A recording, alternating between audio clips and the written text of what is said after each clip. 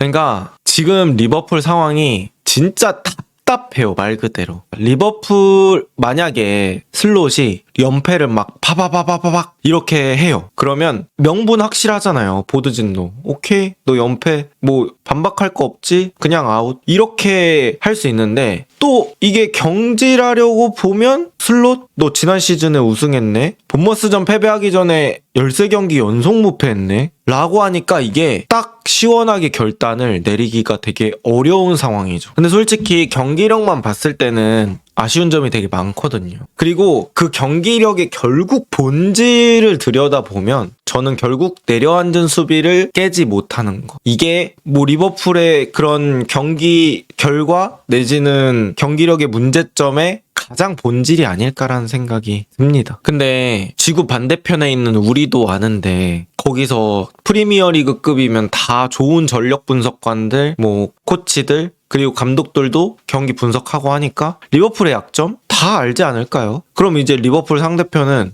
리버풀 너네 내려앉으면 못 뚫지? 우리는 이제 그거 위주로 게임 준비해왔어. 이러면 진짜 한 번도 거의 반전이 없이 리버풀이 그거를 못 뚫고 게임이 끝나는 상황들이 많이 일어나는 것 같아요.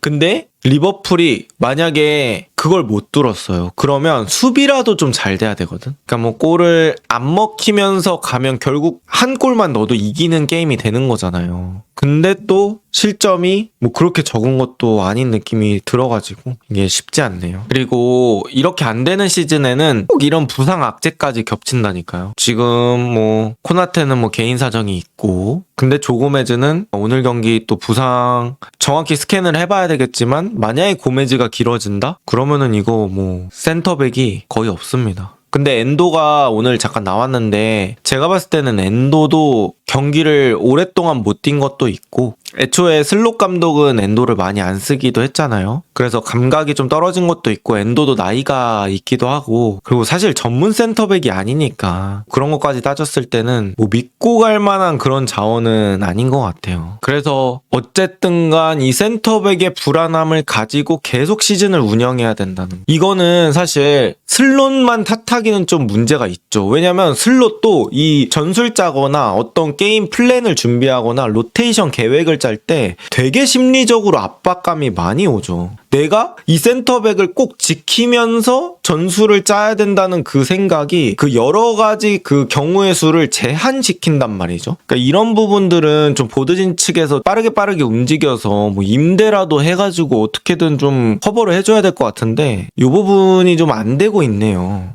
이 부분은 뭐 감독만 탓하기에는 좀 아쉬운 부분이 많다 이렇게 볼 수 있고 라이트백도 지금 브래들리 시즌 아웃됐잖아요. 근데 큰 보강액이 없고 오늘 보니까 라이트백이 없으니까 결국에는 소보슬라이 같은 선수가 또 라이트백으로 가게 되잖아요. 소보슬라이 요새 마르세유전부터 해가지고 본머스전 골까지 넣어가지고 거의 리버풀 미드필더 중에서 폼 제일 좋은데 그 선수가 지금 또 라이트백으로 가는 그런 상황이 나와버리잖아요. 근데 뭐 여기다가 지금 로버트슨과 토트넘의 링크? 그러니까 지금 뭐 리버풀이 수비진을 데려올 생각을 안 하고 이런 상황에서 뭐 나간다는 얘기만 있고 누구는 부상이라 하고 이게 참 지지부진하다. 그리고 이제 제가 예전 영상부터 계속 말씀드렸지만 리버풀 결국 세트피스는 꼭 성장을 시켜야 된다. 그나마 이제 뭐 마르세유전 소보슬라이 프리킥 들어갔죠. 그리고 이번 경기 또 소보슬라이의 프리킥이 있었습니다. 그 다음에 반다이크 코너킥에서 헤더골. 그나마 요 부분은 조금 저는 그래도 희망적으로 보긴 했어요. 마지막 실점이 세트피스 실점이긴 한데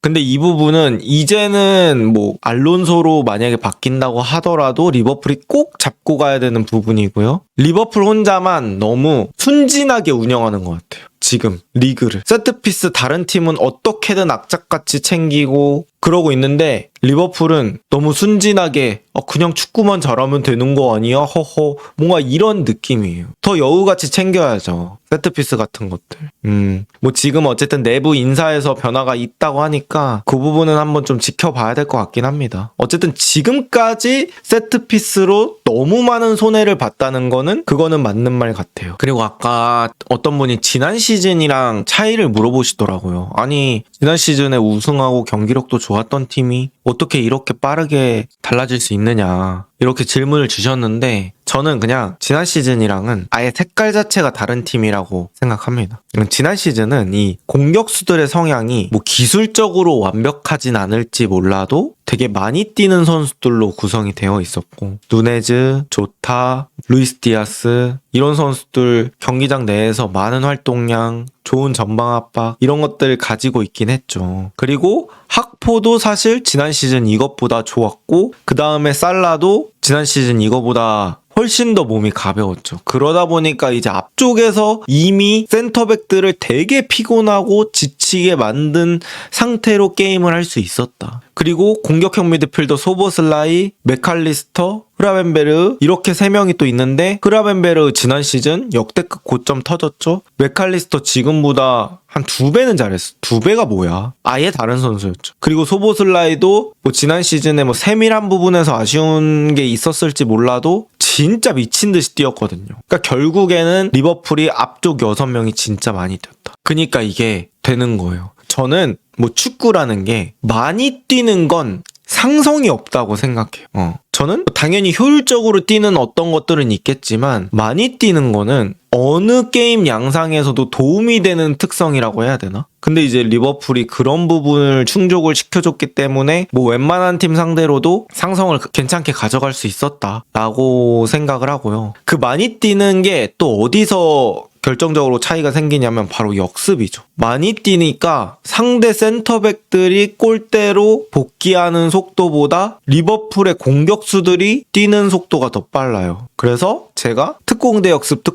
그랬던 게 훨씬 더 많으니까. 그니까 줄 때가 많고 역습 성공률이 높아지죠. 그러니까 리버풀 상대로는 그때 당시에는 너 한 번만 실수해. 우리가 역습으로 죽여줄게. 뭐 이런 느낌이 있었는데 사실 지금은 이제 선수들이 그 스타일이 조금 달라졌잖아요. 뭐 비르츠도 오고 이삭도 오고 에키티케는 조금 그런 느낌이 있긴 하지만 어쨌든 이런 선수들이 대거 바뀌다 보니까 완전히 그런 색깔까지는 또 아닌 느낌이 좀 들어서 지금은 뭐 그런 특공대 역습은 사실 많이 안 나오죠. 그리고 뭐 이적 시장의 꼬임도 당연히 있었죠. 많은 좋은 선수들을 데리고 왔지만 그때 당시엔 맞았지만 사실 지금 들어온 만큼 퍼포먼스 못 내주고 이게 반복이 되다 보니까 결국 리버풀 선수 중에 뭐 폼이 미친 듯이 좋은 선수가 없어요. 그러니까 그나마 초반에 흐라벤베르가 이런 것들을 이끌고 와 가자 하면서 갔었지. 그리고 이제 소보슬라이가 약간씩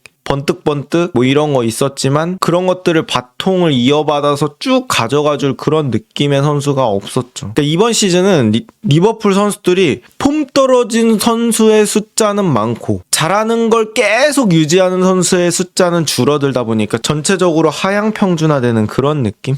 거기에 부상까지 또 많아. 그러니까 이게 좀 안 되는 시즌에 뭔가 느낌이 납니다. 근데 뭐 슬롯이 그렇다고 해서 여러분들 지금 아무것도 안 했냐? 저는 또 그건 아니라고 생각하거든요. 슬롯이 A도 해봤다, B도 해봤다, C도 해봤다, D도 해봤다. 진짜 많은 걸 시도합니다. 제가 기억나는 거 일단 첫 번째 흐라벤베르 시프트. 처음에는 그러니까 24, 25 때는 흐라벤베르가 센터백 바로 앞에 있었다면 이번 시즌 리그 초반에는 막 흐라벤베르를 공격적으로 올리면서 흐라벤베르의 득점을 만들어내기도 하고 막 그랬었죠. 그거 하다가 뭐 그런 것들이 조금 무마되고 그 다음에 이제 커티스 존스가 라볼피아나처럼 내려갑니다. 혹은 세 번째 센터백처럼 플레이하면서 다른 선수를 올려서 플레이하는 그런 느낌으로 해보기도 하고요. 또 비르츠를 벤치에 내려서 소보슬라이를 공격형 미드필더로 쓰면서 뭐 24, 25 때 했던 그런 프레싱 축구 요런 걸 해보려고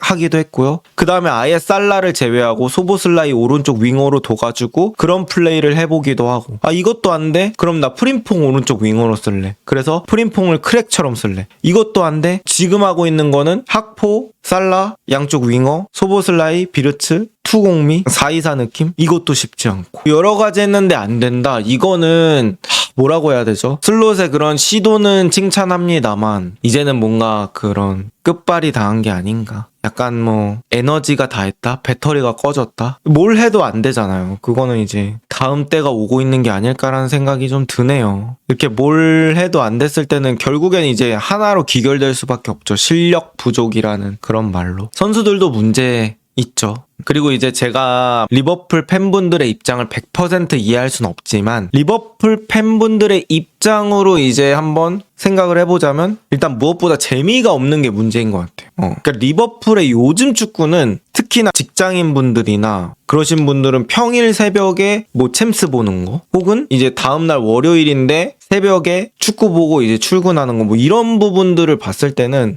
그럴 만큼의 지금 축구를 하고 있느냐? 그게 아니잖아요. 그러니까 경기가 솔직히 재미가 있진 않거든요. 그러니까 여기서 되게 답답함을 많이 느끼실 것 같아요. 뭐 지더라도 어떤 경기력이 막 재밌고 거기서 희망 포인트가 있으면 야 그래도 슬롯 조금 더 봐야 되는 거 아니냐 이런 얘기 나올 수 있는데 계속 비슷한 패턴이잖아요. 아무리 바꿔도 그 내려앉은 팀을 깰 수 있는 방법이 없는 거. 거기서 운영 꼬여버려가지고 결국에는 지는 거. 또 센터백 보강이 제대로 안 되니까 나오는 센터백들만 나오다 보니까 그런 센터백들의 과부하가 생기는 거. 뭐 이런 여러 가지 부분들이 있는 것 같습니다.